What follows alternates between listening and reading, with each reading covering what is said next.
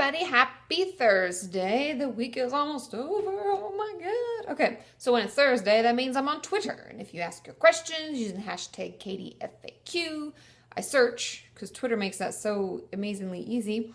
And then I've answered some. So I picked 3, and I have a journal topic that came from my meditation group, and I thought it was really interesting, and I want to share it with you. So without further ado, my first question. I've recently started seeing a new therapist and finished the first session today. It was meant to be 90 minutes, but it was 20. She didn't really ask anything personal, told me to write a summary of the types of therapies that I've already had. I feel like she doesn't really have the time for me. Should I stick out the next couple of sessions and see? Is there a limit? Not that this is a great question, because there are many things for me, if I was in this situation from a personal perspective, that would bother me too. I would wonder why she's not making enough time for me. If it's a 90-minute session, I'm sorry, but you best be giving me the 90 minutes. I get really annoyed when they cut it short because you've waited forever long, or you're paying however much, and you deserve to have the full session. So they suck. And 20 minutes is nothing. Holy shit. So I truthfully, in this scenario, I'd look for someone else. But if you just maybe don't quite feel comfortable with the therapist and you're like, I feel like I just don't really connect with them right away, you're going to have to do more than one session. I know sometimes it's hard when we're finally getting help and then we go in and we're kind of disappointed, but sometimes it can take us a couple of sessions. I always tell people, give it 3 sessions. That's a fair amount of time. It's a fair test of different days and how they may be doing, because we're people too, right? We can have shitty days and we can feel bad, or things can be rushed because we had an emergency. That happens to me often when I have clients who have an inpatient situation where I have to get them in, and I'm taking phone calls and I'm managing all this, and so I can run late.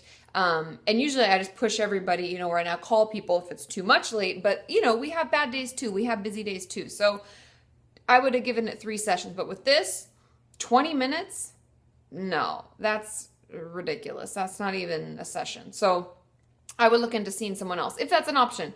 If not, in your next session, I would say, that really felt rushed to me. 20 minutes isn't really much time.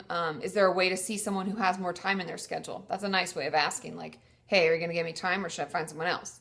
So I think those are your options. And I'm so sorry you had such a bad experience. It always frustrates me because then people are like, oh, all therapists are terrible. And we're not. Some of us actually care and want to spend time with you and want to learn more about you and help you through your process. So I hope that helps, okay? Question number 2. Why do therapists not take insurance?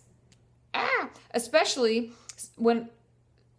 so when our new healthcare system made it more expensive to see out-of-network providers. Why would our system be so flawed? Our system in the States is horribly, horribly flawed. Number one reason, because I don't take insurance. Number one reason is because of the amount of paperwork that insurance providers require of us is difficult to manage when it's just you. And also, they won't pay you for months and months and months.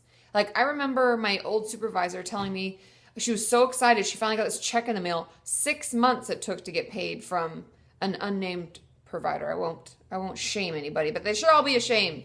And they don't even pay you near what you would charge someone. So it makes it really difficult to not only make a living, but also pay my own bills on time, because I have to pay rent, and I have health insurance of my own that I pay, and I have car insurance.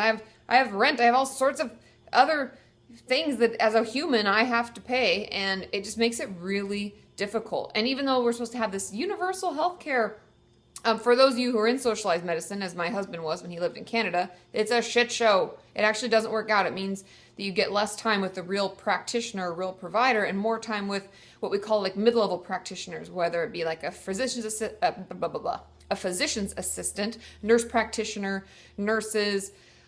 Therapists are taking on a lot of the brunt of mental health care and kind of just guiding psychiatrists as to what to do because they don't have enough time to see all their patients. It's a real shit show. But those are the reasons why people don't take insurance. A lot of times, like I've said, if you watch one of my old videos, this still rings true, or at least in the LA area, because I still work on a sliding scale. Many therapists and physicians do when you're paying cash. They give you a discount. So I would look into it. I know that it sucks, but also what I do with a lot of my clients is I give a super bill and a master bill where you just fill out like basic information. I'm sorry, I'm really warm. It's hot again here in LA today. But you fill all that out and you can send it into your insurance, and then you get reimbursed the amount. It's usually like, let's say the therapist charged you $100, they'll probably give you like 70. So then it's kind of like paying a copay. So it ends up helping out. So that's another option. If any of you have experience with this and I didn't mention some things that have worked for you, will you let us know? Okay. Question number 3. My therapist says I have replaced my physical self-harm with emotional self-harm. I was wondering how a person unconsciously emotionally self-harms themselves without knowing it. I understand the concept, but I don't understand how we do it without even noticing it. I thought this was a really interesting question because honestly, I don't really agree with it, but I get the concept. Same as the person who asked this question said, like, I get the concept, but I have to say that I think emotional self-harm is more like self-sabotage, or that letting that negative voice run our head. So we might not be actually physically self-harming, but we're allowing such horrible things to happen in our head that we say about ourselves, that we agree with people who say bad things about us. We kind of have created this negative mindset where it's horrible. It makes it really difficult, and it's harmful. Hence self-harm, emotionally self-harming. So I see it as that. A lot of it's self-sabotage as well as that negative voice just running amok. I don't really think it's us turning our self-harm into it, because any of you who've self-harmed, I would venture to say that you feel like you're emotionally self-harming at the same time. Like, we don't just all of a sudden self-harm. We have all this negative energy, negative thoughts, things running through our head until the urges get so bad that we lash out in a physical manner. And if you don't agree with that, let me know. But if you do, let me know as well. That's just my understanding from what my clients have told me. So I would say I'm proud of you. Brent is the one who asked this question. I'm proud of you, Brent, because what that means is that you're no longer lashing out physically. And that is so hard. For any of you out there who are in recovery from self-harm, it is really hard. And every day is a great accomplishment. And I want you all to recognize how hard you've worked and how amazing that is. And it'll take time to switch our heads over, but that's what we're working on, right? That's the true problem that's causing all of the urges. And if we can stop that negative self-talk and that, emotional self-harming, that I think that, it will be all the better. The urges will go away completely. We'll be fully feeling like we're in recovery.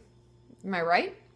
Okay, journal topic. So I was in meditation group, and when you get there, the lady has us like shake it out, shake everything. She's like, shake off the day, shake off your worries, shake off your stress or whatever, which I really enjoy. And at first I was like, this is kind of weird, but then I was, you submit to the process, and I'm like, this is amazing.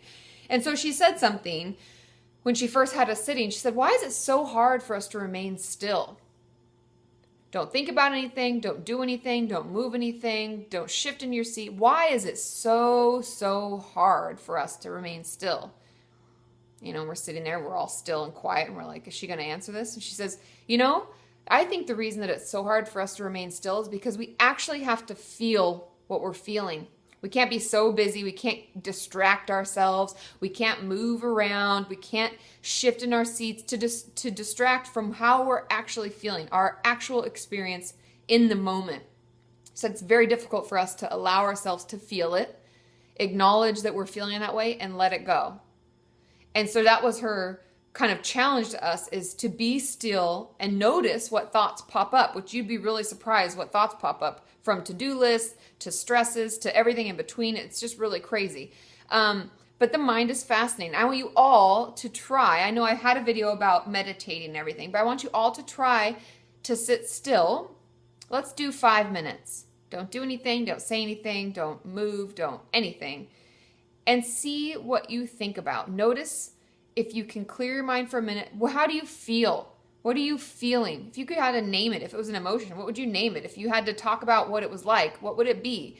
I think it's important for us to acknowledge how we're feeling, because oftentimes the reason we struggle so much with mental health issues is because you've either been taught or shown in some way or learned to cope by just stuffing it. I don't feel bad. I don't feel sad. I don't feel mad. Nothing happened. It's okay.